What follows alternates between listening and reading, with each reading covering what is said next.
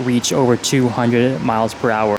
Okay, everybody, welcome back to Six Cars. We are at the Roush Automotive Collection in Livonia, Michigan.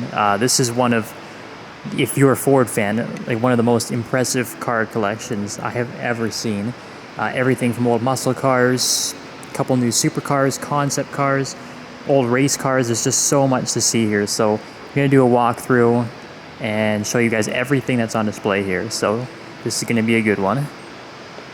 Right at the front of the collection, we start off with a couple of Ford GTs, so the gray with the silver stripes.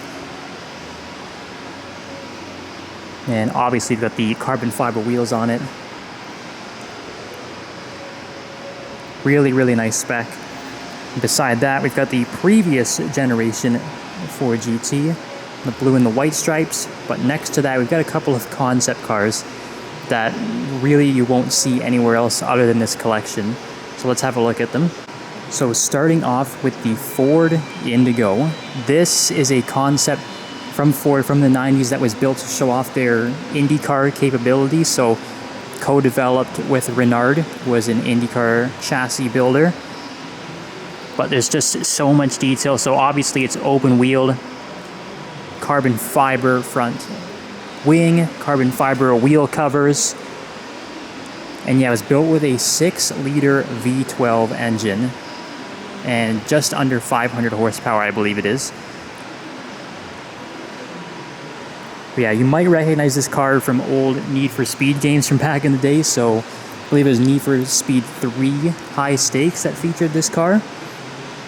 So let's have a closer look around it, check out the interior, and see the back of it too.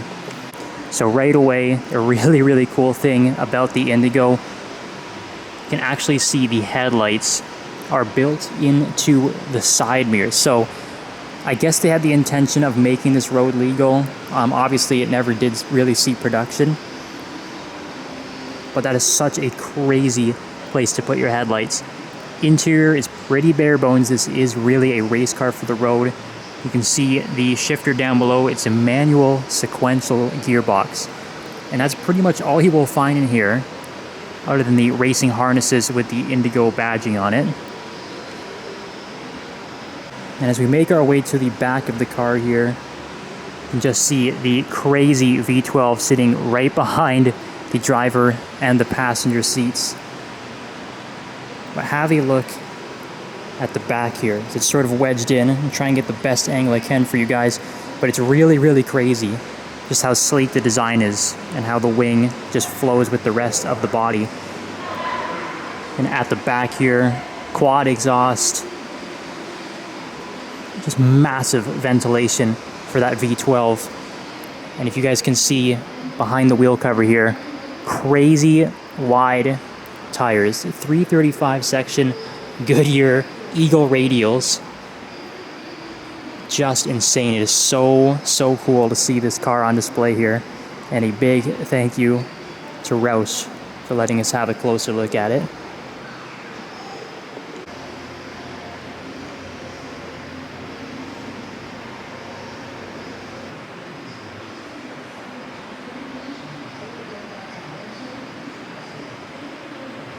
So another concept car sitting just beside the Indigo. This is the Cunningham C7. So Cunningham, obviously, unfortunately, didn't stick around for too long, as this car never did see the light of day. But it was essentially supposed to be a V12 Grand Touring car that was supposed to go up against the likes of, the Ferrari 612, Aston Martin Vanquish, things like that. This car is absolutely massive. It's so wide. You can definitely see there might be some sort of Aston Martin influence on it. Sort of looks like the grille in the DB7 Zagato. Yeah, interesting design to this car. It's super wide, as I said. I'll try to back up here and just get a look at the front for you. So yeah, as we check out the back of the Cunningham C7, I believe it's just a rolling chassis. There is no interior to it. Windows are all blacked out. But a cool feature on the back here is definitely this exhaust design. So cool to see the stacked exhaust. I do really like that. Looks like there is some active aero on the back too, or that was intended at least. And just another quick little thing, just how tiny these side mirrors are for such a massive car. The Cunningham C7 concept. So in the race car section, some cars that are definitely up my alley, old sports car racers, so things like the IMSA GT Mustang Cobra, some lesser known ones like the Merkur XR4 TI from IMSA GTO. This is actually the 1988 championship winning car. That's really cool. Just next to that, a really wild looking car. This is a Mustang GTP car. So GTP is actually making a comeback in IMSA with the new LMDH cars.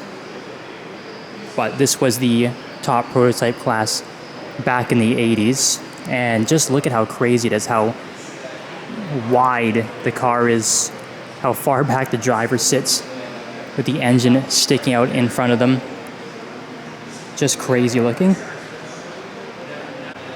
Just on the other side of that GTP Mustang, we have another GTP car, the Mustang Probe.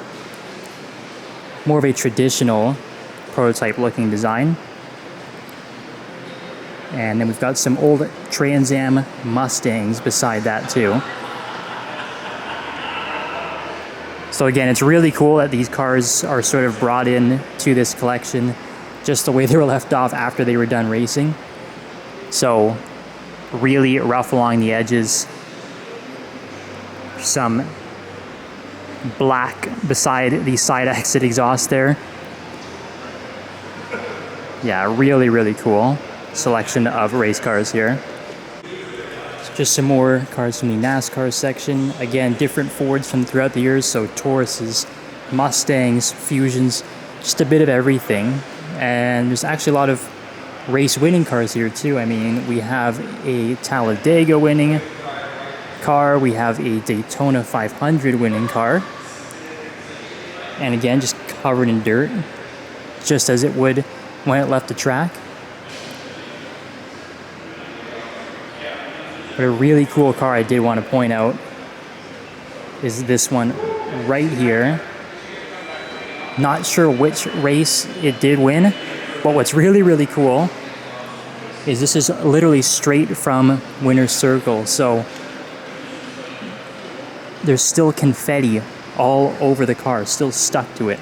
So they are not joking when they say that they take the cars directly from the track and right into the collection here at Roush. That is so cool. And this is a really cool car that I actually did not know about before coming here. This is the Ford Fusion 999 hydrogen car. So it actually reached, I believe it was 207 miles an hour at the Salt Flats. So that was actually a record and the first hydrogen-powered car to reach over 200 miles per hour. I mean, just look at how crazy the back end is on this thing. 2 parachutes out of the back. That insanely low drag rear wing on it. Very cool. And a couple of really old race cars. We saw older IMSA GT cars, old NASCARs, but these are really old. And what's cool about this is a 2-man Indy car. So the driver would actually go out and race the car, but then they would also take the mechanic alongside with them, which is pretty crazy when you look at just how tiny the insides of these cars are. So pretty remarkable that they could fit 2 guys in this while racing it at the same time. But yeah, I guess the idea was that if something went wrong with the car, which on these older ones I'm sure a lot of stuff would go wrong, they wouldn't have to actually go back to the pits. The mechanic would just jump out and fix it right at the side of the track. Things were just a little bit different back then. And a great lineup of old Mustangs here, so fastbacks, GTs, 2+2s, just a little bit of everything. Original GT convertible. Yeah, even some oddities like the Mercury Cougar, which essentially it's a Mercury version of the Mustang, maybe a little more luxurious.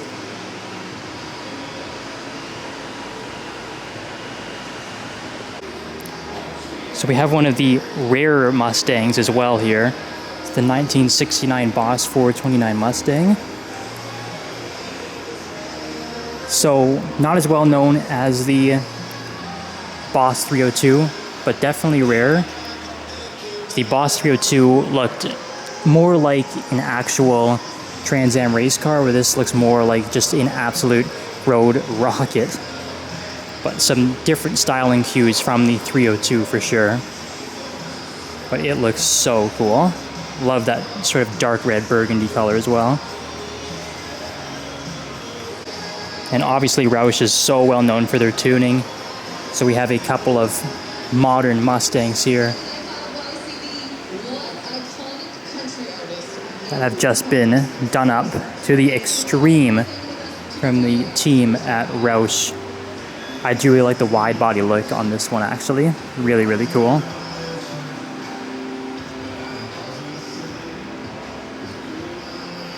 Yeah, just huge superchargers, lots and lots of power.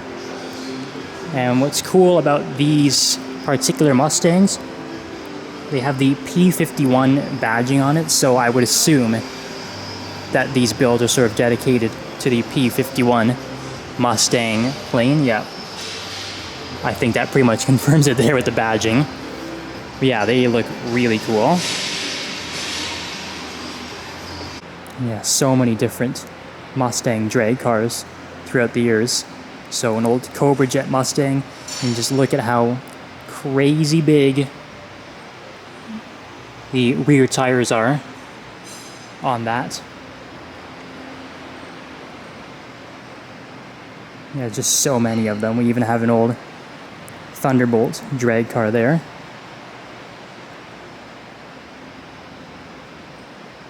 And just a couple of more special Mustangs here. The 1995 Cobra R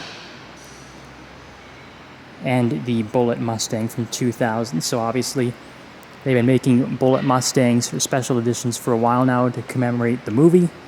But I believe this was the first era of the special edition Bullet Mustangs.